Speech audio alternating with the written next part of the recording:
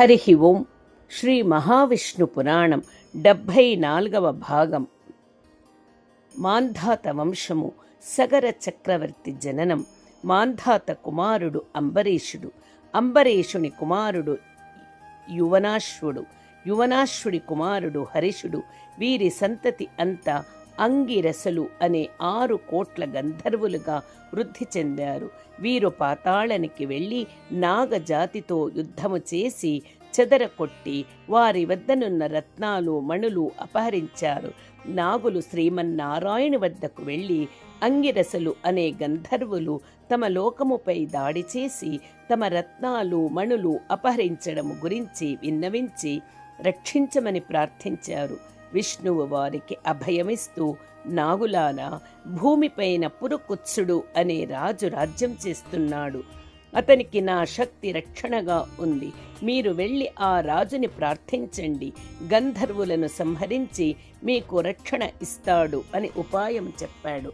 నాగులు తమ లోకము తిరిగి వెళ్ళి పురుకుత్సుడు దగ్గరకు ఎవరిని పంపుదాము అని చర్చిస్తుండగా అక్కడ తపస్సు చేస్తున్న ముని వచ్చి పురుకుత్సునికి నర్మద అంటే నది అంటే చాలా ఇష్టము.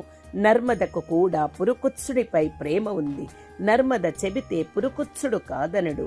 మీ పక్షాన యుద్ధము చేసి శత్రువులను సంహరిస్తాడు. మీరు ఆమెను ప్రార్థించండి అని సూచించాడు.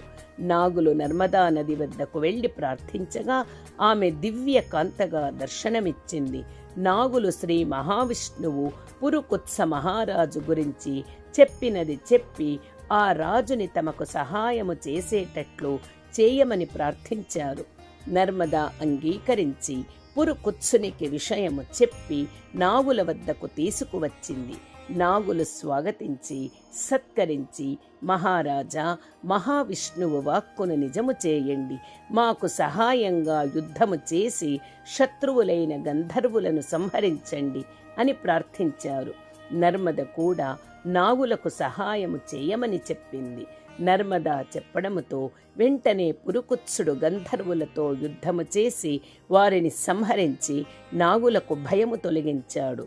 తమకు ఉపకారము చేసిన నర్మదకు నాగులు ఎవరైతే ఓం నర్మదా నమః అనే ఉభయ సంధ్యలలో భక్తితో స్మరిస్తారో వారికి సర్ప విషం సోకదు. నర్మద నామము పలికి భోజనము చేసేవారికి విషము పెట్టిన అమృతం అవుతుంది అని వరం ఇచ్చారు. నర్మద వరము తీసుకుని ఆనందంగా తన మాట నిలబెట్టిన పురుకుత్సుని వరించి వివాహము చేసుకుంది. పురుకుత్సునికి నర్మదకు త్రసదస్యుడు అనే కుమారుడు కలిగాడు. అతని కుమారుడు అనరణ్యుడు. యజ్ఞం చేస్తుండగా రావణుడు వచ్చి యజ్ఞం భగ్నము చేసి అనరణ్యుని చంపి వెళ్ళిపోయాడు. అనరణ్యుని కుమారుడు హర్యాక్షుడు. హర్యాక్షుని కుమారుడు ప్రియారణుడు. ప్రియారుని కుమారుడు సత్యవ్రతుడు.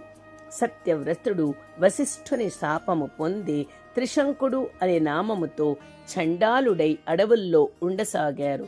విశ్వామిత్రుడు కుటుంబాన్ని ఆశ్రమములో వదిలి తపస్సుకు వెళ్ళినప్పుడు భయంకరమైన కరువు వచ్చింది. తినడానికి తిండి, త్రాగడానికి నీరు లేక జనులు చనిపోసాగారు. త్రిశంకుడు అడవిలో మృగాలను చంపి మాంసము తెచ్చి విశ్వామిత్రుని భార్య పిల్లలు మరణించకుండా కాపాడాడు. విశ్వామిత్రుడు వచ్చిన తర్వాత విషయము తెలుసుకొని తన కుటుంబాన్ని కాపాడిన త్రిశంకుడు కోరినట్లు యాగము చేసి సశరీరంగా స్వర్గానికి పంపాడు.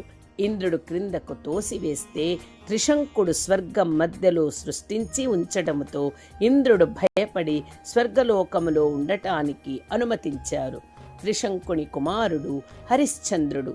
హరిశ్చంద్రుడు విశ్వామిత్రునికి వచ్చిన కలలో ఇచ్చిన మాటకు కట్టుబడి విశ్వామిత్రునికి సకల సంపదలు రాజ్యము ఇచ్చేసి భార్య కుమారునితో కాశీకి వెళ్ళిపోయాడు. అక్కడ భార్య బిడ్డలను అమ్మి కాటి కాపరిగా పనిచేసి విశ్వామిత్రుని రుణం తీర్చాడు. సత్య పరీక్షకు నిలబడి గెలిచి సత్య హరిశ్చంద్రుడు అయ్యాడు.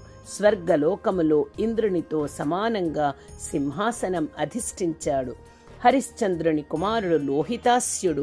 అతని కుమారుడు హరిషుడు. హరిషుని కుమారుడు చంచుడు. చంచునికి విజయుడు, వసుదేవుడు అనే 2 కుమారులు. విజయుని కుమారుడు రురుడు, రురుని కుమారుడు వృకుడు, వృకుని కుమారుడు బాహుడు. బాహుడు రాజ్యం చేస్తున్న సమయములో హైహయలు అకస్మాత్తుగా దాడి చేసి రాజ్యం ఆక్రమించారు. బాహుడు భార్యలతో కలిసి అడవులలో గల ఔర్వ మహర్షి ఆశ్రమానికి వెళ్ళి శరణు కోరి ఆశ్రయం పొందారు. అప్పుడు పట్టపురాణి గర్భవతిగా ఉంది. సవతి అసూయ చెంది పట్టపురాణికి భోజనములో విషము కలిపి పెట్టింది. ఆ విషము గర్భాన్ని స్తంభింపచేసింది. అలా 7 సంవత్సరాలు గడిచిపోయాయి. రాజ్యం కోల్పోయిన విచారముతో బాహుడు మరణించాడు.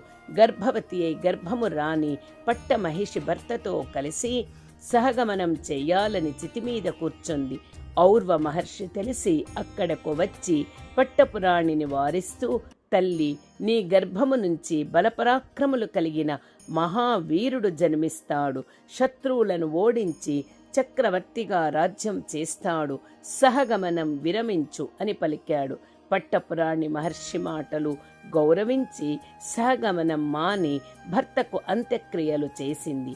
ఔర్వ మహర్షి చెప్పినట్లు కొంతకాలము తర్వాత గరముతో అంటే విషముతో కుమారుడు కలిగాడు. విషము భరించి పుట్టాడు కనుక ఔర్వ మహర్షి ఆ బిడ్డకు సగరుడు అని పేరు పెట్టాడు. జాతక కర్మాదులు చేసి ఉపనయనము చేసి విద్యాభ్యాసము ప్రారంభించాడు.